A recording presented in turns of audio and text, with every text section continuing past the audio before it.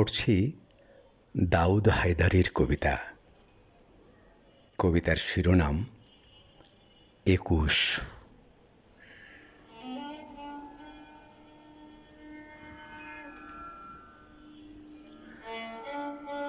দাউদ হায়দার।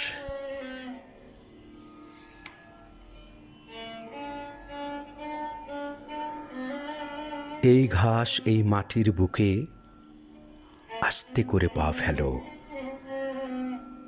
এখানে আমার ভাই বরকত, সালাম, আসাদেরা শুয়ে আছে। ওরা ব্যথা পাবে, ডুকরে কেঁদে উঠবে। এই নরম মাটিতে আস্তে করে পা ফেলো।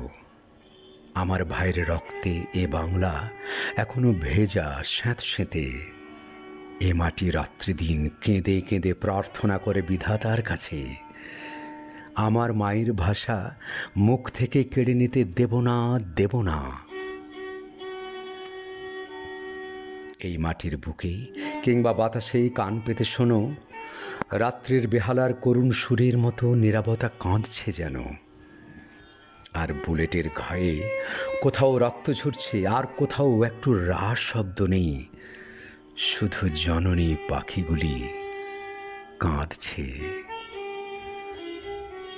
চেয়ে দেখো, রাজপথে দুরন্ত স্রোত, পুলিশের লাল গাড়ির অক্লান্ত মহড়া।